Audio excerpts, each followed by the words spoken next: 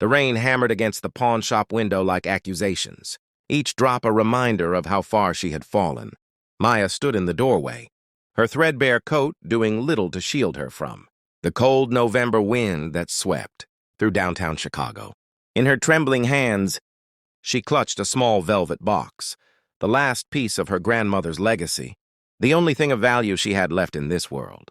Inside was a diamond pendant, not particularly large or ostentatious, but it had belonged to her grandmother, who had worn it on her wedding day in 1952, before the cancer, before the medical bills that consumed everything, before she lost her job for missing too many shifts while caring for her dying grandmother, before the eviction notice, before her 7-year-old daughter, Emma, started asking why they were eating cereal for dinner again. Maya took a deep breath and pushed open the door.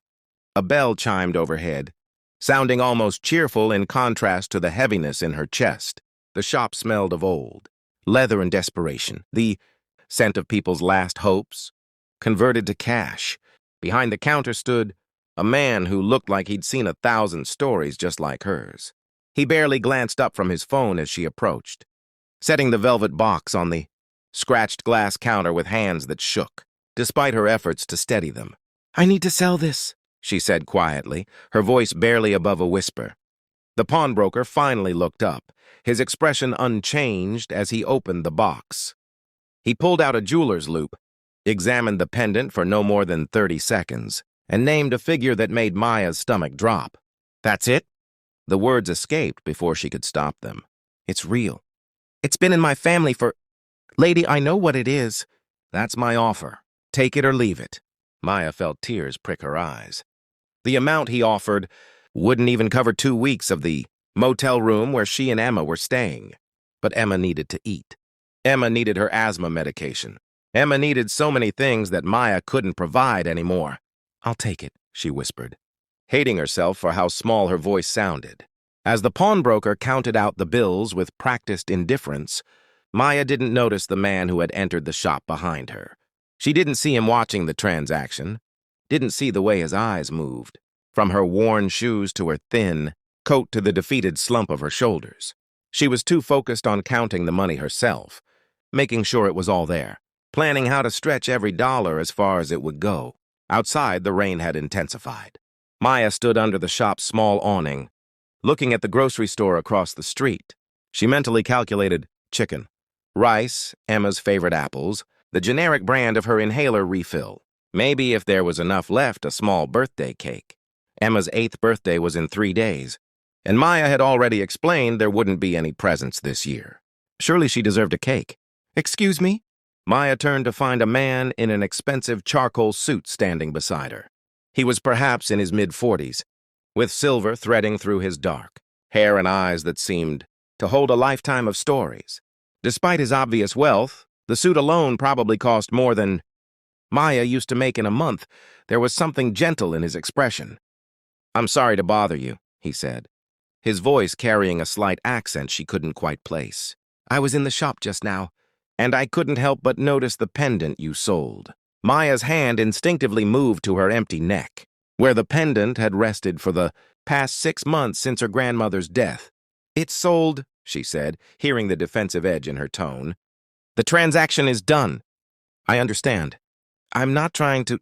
He paused, seeming to search for the right words. "My name is Alexander Dmitri. May I buy you a cup of coffee? Just 10 minutes of your time. I promise it will be worth it." Every instinct told Maya to refuse. She'd seen enough crime documentaries to know better than to go anywhere with strange men, no matter how expensive their suits were. But there was something in his eyes, not pity exactly, but a kind of understanding that made her hesitate. "There's a cafe right there," he said, pointing to a well-lit Starbucks half a block away. "Public place. You can leave any time you want. I'd like to talk to you about something." 5 minutes later, Maya found herself sitting across from Alexander Dmitri, her cold hands wrapped around a large hot chocolate he'd insisted she order.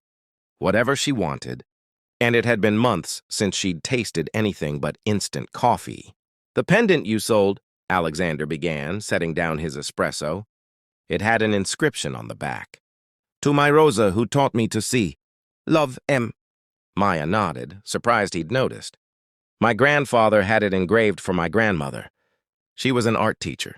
He always said she taught him to see beauty in everything, even in a world that could be cruel. Alexander smiled, but it was tinged with sadness.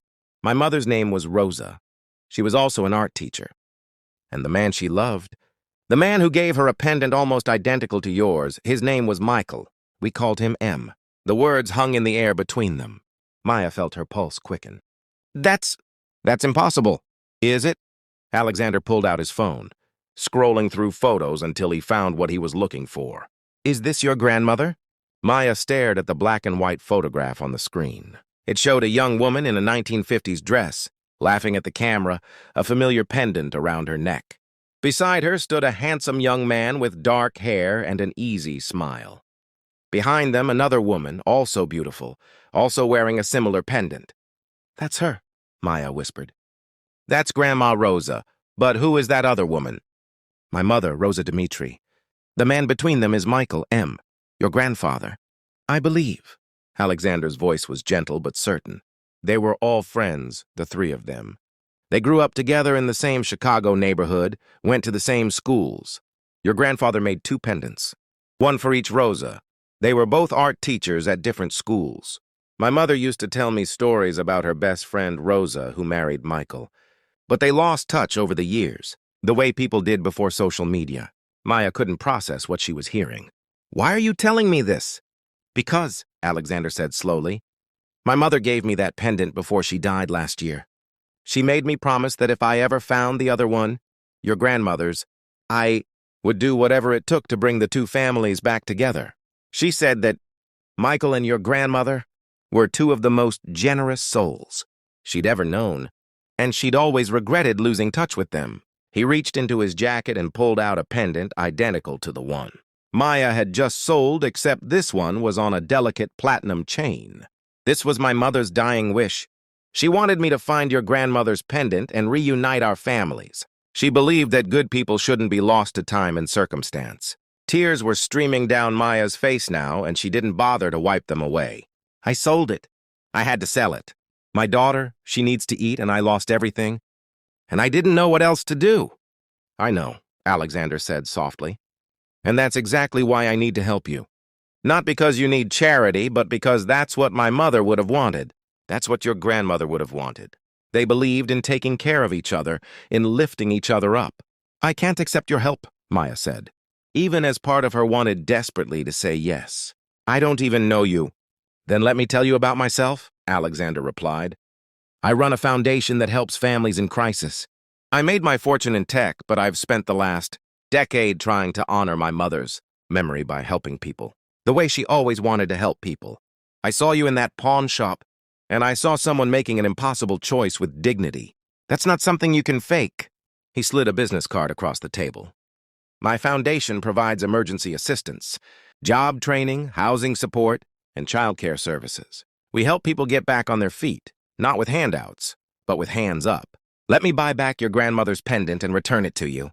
Let me connect you with resources that can help you build a stable life for your daughter. Not because you're a charity case, but because that's what family does for each other, even family we've just discovered. Maya looked down at the card, her vision blurred by tears. Why? Why would you do this for a stranger? Because you're not a stranger, Alexander said. You're the granddaughter of the woman who was like a sister to my mother. You're someone who loved her grandmother enough to wear her pendant every day, even when you had nothing else. You're someone who sold her only treasure to feed her child. That tells me everything I need to know about your character. He paused, his own eyes glistening. And because 3 months ago I found my mother's journals. She wrote about your grandmother right up until the end. She wrote about how much she wished she could have reconnected with her, how much she regretted the years they lost. I can't give my mother that reunion, but I can honor her memory by making sure her best friend's granddaughter and great-granddaughter are taken care of. Please, let me do this. Maya thought about Emma, waiting for her at the motel, probably watching the same cartoon on the old TV for the 100th time. She thought about her grandmother, who had always told her that the world was full of good people if you just knew where to look. She thought about how pride and dignity were important, but so was accepting help when it was offered with genuine kindness. "Okay," she whispered. "Okay." 3 days later, Maya stood in a bright, clean apartment, not a mansion, but a safe, warm place she and Emma could call home. The deposit in first. 3 months of rent had been paid by Alexander's foundation while Maya started a job training program. Emma's birthday cake sat on the kitchen counter, and Emma herself was in her new bedroom, hanging up the few clothes they owned in a real closet. But the most precious thing sat in Maya's palm, her grandmother's pendant, bought back from the pawn shop and returned to her. Next to it, Alexander had included his mother's pendant as well. She wanted them to be together, his note had read, just like she wanted the families to be together. Consider this a loan, not a gift. When you're back on your feet, pass the kindness forward to someone else who needs it. That's how we honor their memory. Maya clasped both pendants around her neck, feeling the weight of them against her heart. Tomorrow she would start her new job training. Next week, Emma would enroll in a good school. Next month, they would begin to rebuild.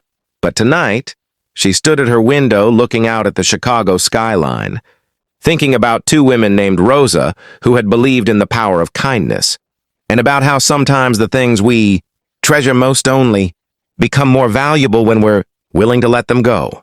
She thought about how the hardest moments can lead to unexpected miracles, and how humanity's greatest strength isn't in never falling, but in the hands that reach down to help us rise again. In her pocket, her phone buzzed. A text from Alexander. "My mother would be so happy. Welcome to the family." Maya smiled through her tears, holding both pendants close.